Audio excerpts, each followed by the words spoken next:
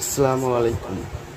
সূরা কাউসারের প্রধান ফজিলত হলো এটি প্রভূত কল্যাণের বোঝায় এবং এর মাধ্যমে শত্রু অনিষ্ট থেকে রক্ষা পাওয়া যায়। এই ছোট সূরাটি পাঠ করলে মনের আশা পূর্ণ হওয়া, অভাব দূর হওয়া এবং দুনিয়াবী কল্যাণ সাহিত্য হওয়ার সম্ভাবনা থাকে। এছাড়া কিয়ামতের দিন হাউসের কাউসার নামক জান্নাতের ঝর্ণা থেকে তৃষ্ণা নিবারণের সুযোগ ও এই সূরার সঙ্গে সম্পর্কিত। أعوذ بالله من الشيطان الرجيم.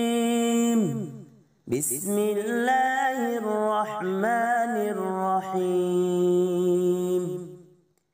إنا أعطيناك الكوثر فصل لربك وانحر إن شانئك هو الأبتر.